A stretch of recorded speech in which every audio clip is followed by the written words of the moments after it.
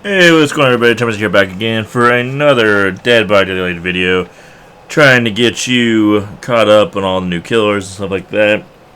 Of course, these videos are just for new players, but who knows? Maybe someone that's been playing Dead by Daylight for a little bit can learn something from these videos, and if so, let me know in the comment section below. Let me see if these videos are making an impact and all. And we're going to be doing the clown today, which is not a licensed killer like the pig or Freddy Krueger or Cannibal, but he is a lot of fun. Not the craziest killer in the game, but he holds his own. He does a pretty good job.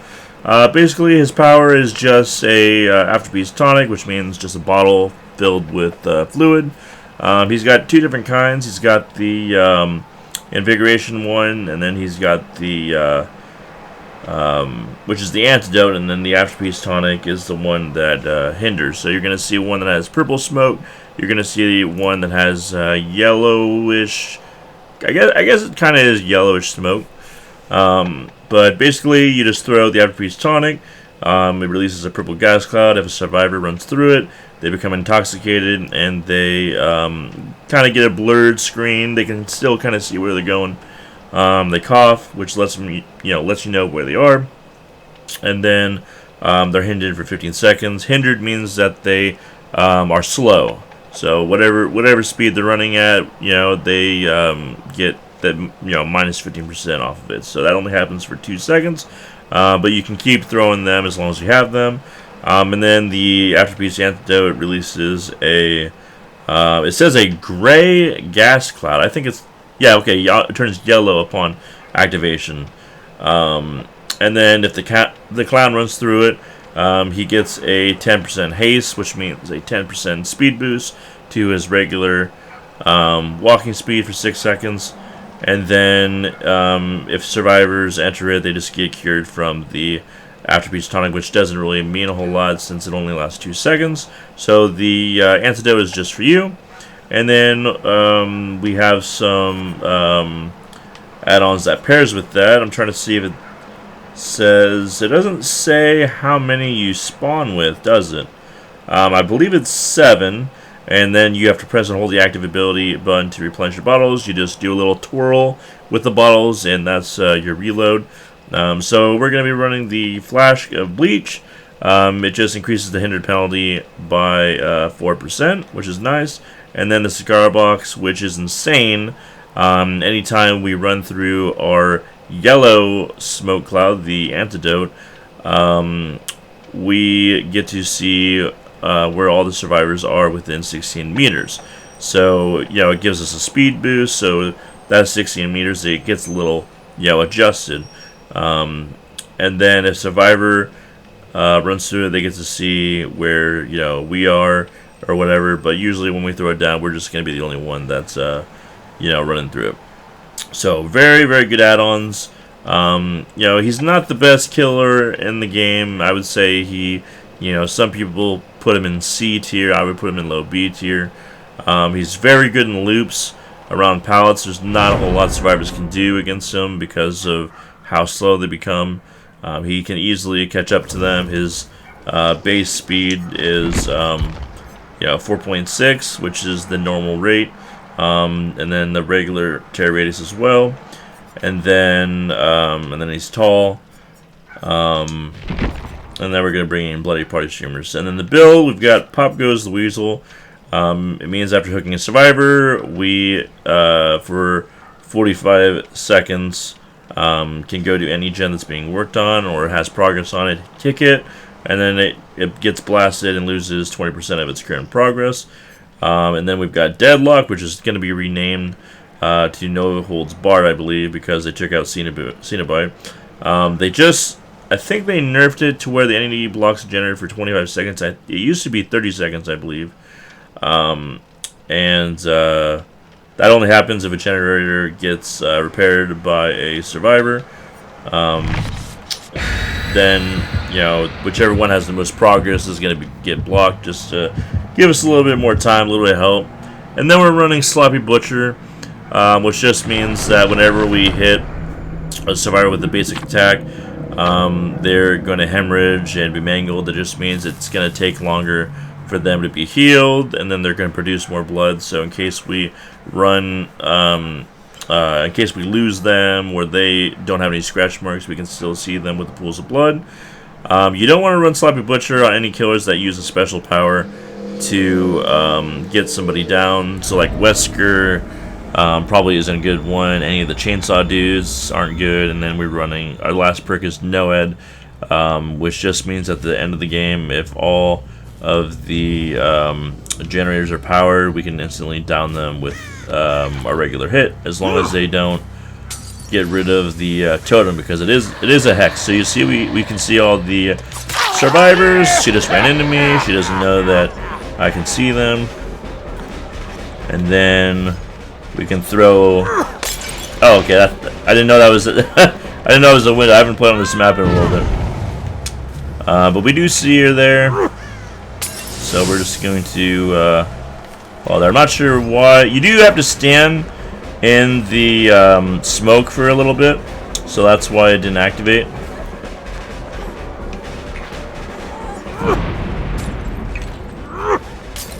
Oh, and she ran back into us.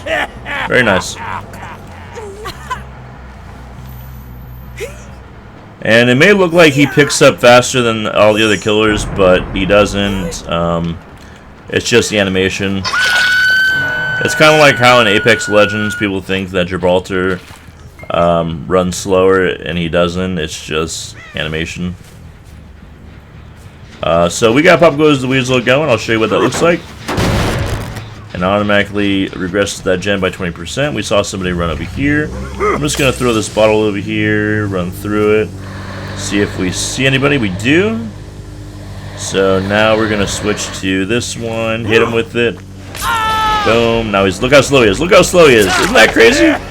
Isn't that crazy, man? And then he runs through it again. Yeah, he wanted to get to the pallet. Oh, that's funny, dude. I love it. Yeah, so he's one of my favorite killers for sure. He's a lot of fun. He is a lot of fun. Oh, we kind of messed that up. That's fine. He's a lot of fun.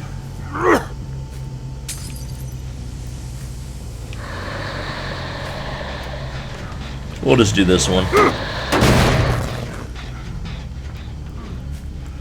And we see somebody here. Easy hit. We've got one left.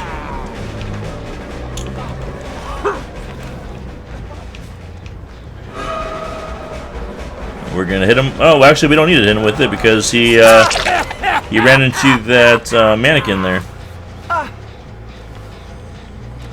Yeah, so this is a Skull Merchant's map. You may, think that it looks familiar. It's because it's kind of based off of McMillan Estate. But instead of a water tower or kind of like a mine or whatever, you have a little, I don't know, housing area there. So it's just a different realm. I mean a different realm, but it's still like the same map, It gets confusing. I thought I saw somebody here. Okay. Or I heard somebody, I mean.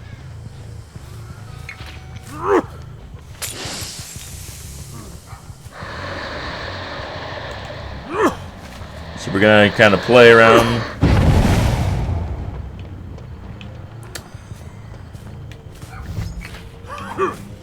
Gonna hit her with it. She actually does a pretty good job there.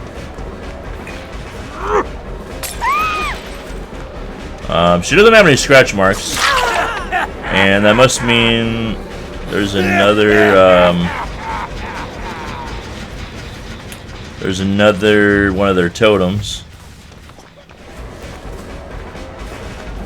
We get a hit. We're not going to fall for the bait there.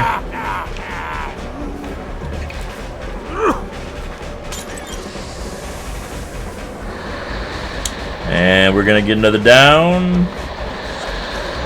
Yep.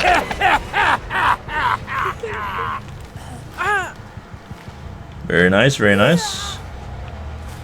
I think they're about to complete a gen over to my left. That's fine. Oh, I got a little stuck there. Maybe not. We're gonna hit it. Oh, we got blast minded there. That's a blast mine that they can put into a gen after doing some work on it. It just wastes our time a little bit. A lot of people run it. I wouldn't. I don't think it's insane. You know, I mean, it's okay. It's not the best you could be running.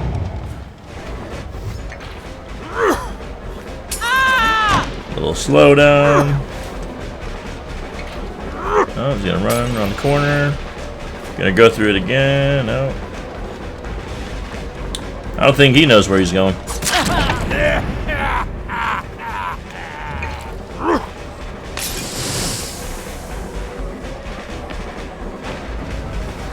And he has a little speed boost of his own. He's trying to make it, and he doesn't. No, sir. And we'll just put him on this hook here around the 10th. And we're gonna reload. They're probably gonna pop that gen over there, the one that I hit.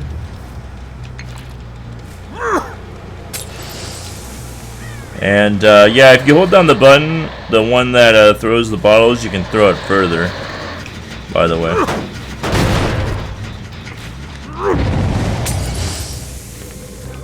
Okay, here's the dumb totem that we don't want to see anymore. Yeah, I don't know where that person went. Oh, there they are. And they put another thing up there. I don't know how she didn't get hit there.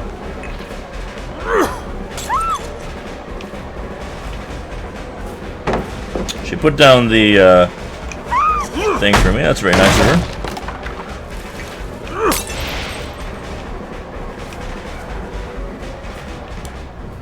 I thought I heard one. I don't know. I'm hearing things. I'm getting old. My hearing isn't what it used to be. So she wants to play stupid games, so we're gonna leave her for last. We're not gonna worry too much about her. She wants to take us away from the generators.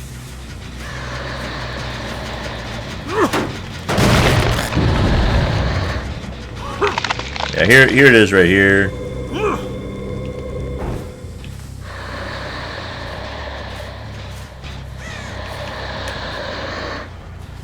Yeah, they're playing games with us right now.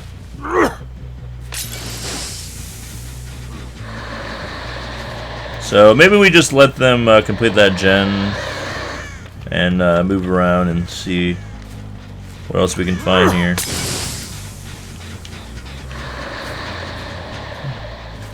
Yeah, they're being little stinkers. They are being little stinkers. Give her a little whack, and then once again they are activating their thing. So the next gen to pop is that one.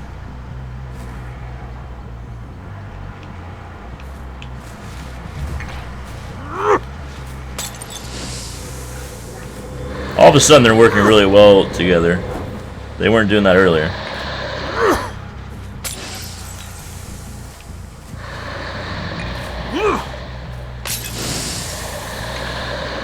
I don't know why it's not throwing as far as I want it to throw.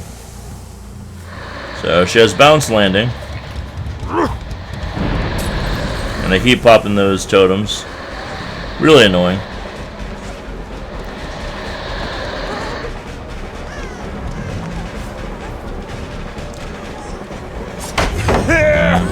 Yeah, that sucks. Oh, that's a bummer. They actually might win this game. I'm not gonna lie. I thought I was doing pretty good, but all of a sudden they just started to turn it on. Usually this doesn't happen. Yeah. They have some kind of perk that make okay.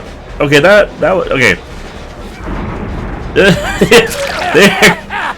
They are running some weird builds here. This is not what you usually see happen in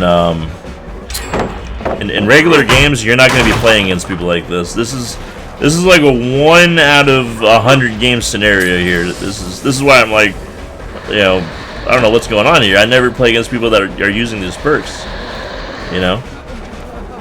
So yeah, normally survivors are not going to have any kind of perks that you know, utilize the totems, but for some reason each one of them has a boon perk. So they're using all of them right now, which is, you know, it's weird. It's just really weird. You know, these aren't builds that people use, and my MMR is maxed out. So this is highly unusual. You're not going to be playing against these kinds of people, you know. So it's just weird, really unorthodox, unpredictable builds that they're running here. Highly unusual. And blast mine.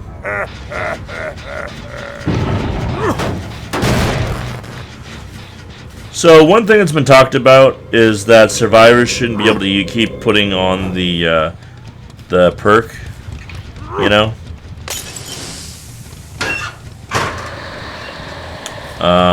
Which I kind of agree with, but then you got to make it to where the killer can't just instantly break a totem, right? You kind of have to balance it. Yeah, so they keep activating it. So this is definitely a team of 4, and team of 4s, you know, I would say like 99% of the time are going to beat killers. It doesn't matter how good you are at playing killer.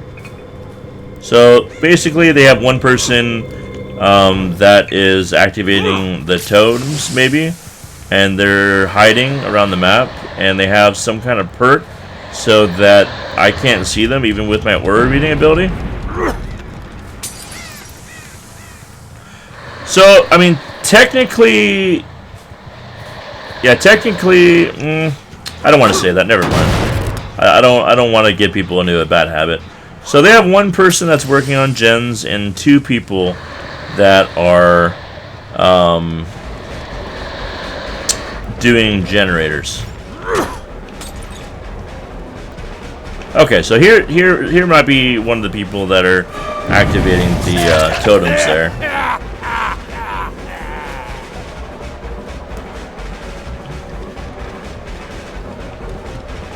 Yeah, this is a weird game, man. Weird game. Yeah, see how she's blocking for him? Yeah, very unusual. Yeah, so this game's over. We lost. But, I mean, you can't do anything. It's a team of 4. Yeah, so...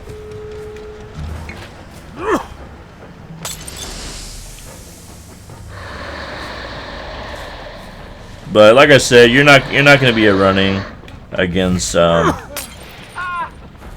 people like that, people like this. You will be playing against team of 4s, but you're not going to be running against people that have this kind of like strategy. You know, it's really weird. But anytime you get a 1K against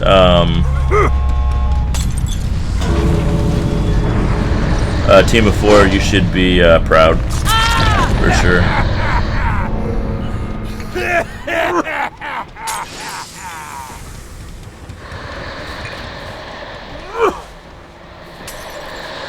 We'll talk about what happened in the game after the last person leaves.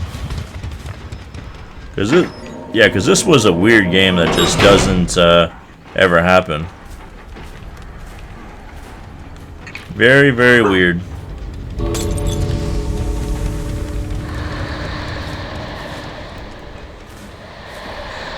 Technically, I could report them, but I'm not going to explain why. And I don't recommend doing that. It's just going to create bad habits.